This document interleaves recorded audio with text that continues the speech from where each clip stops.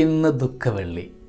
കുരിശിനെയും ക്രൂശിതനെയും കുറിച്ചൊക്കെ ധ്യാനിക്കുന്ന ഈ ദിനത്തിൻ്റെ മഹനീയതയിൽ നമുക്കൊരല്പനേരം കാൽവരിയുടെ താഴ്വാരത്തിലേക്കൊന്ന് പോയിരിക്കാം.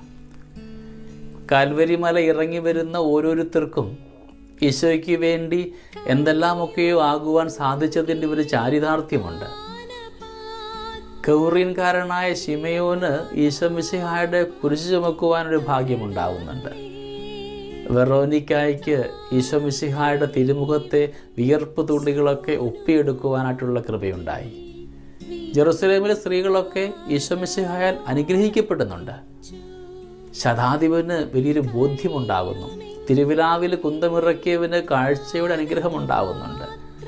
അരിമത്തിയാക്കാരന് ഈശോയ്ക്ക് വേണ്ടി ഒരു കല്ലറ കൊടുക്കുവാനായിട്ട് ഭാഗ്യമുണ്ടായി. മഗ്ദലന മറിയത്തിന് ഈശോ മിശിഹായുടെ മരണത്തിന് മുൻപും അവനെ തൈലം പൂശുവാനുള്ളൊരു ഭാഗ്യമുണ്ടായിട്ടുണ്ട്. പരിശുദ്ധ അമ്മയ്ക്കൊരു മകനെ കിട്ടി, യോഹന്നാന് ഒരു അമ്മയെയും. സ്നേഹമുള്ളവരെ, ഇന്നീ കുരിശിൻ്റെ വഴിയുടെയും ദുഃഖവെള്ളി ആചരണങ്ങളുടെയും ഒക്കെ ഭാഗമായിരിക്കുന്ന എനിക്കും നിങ്ങൾക്കുമൊക്കെ എന്തനുഭവമാണ് പറയാനുള്ളത്?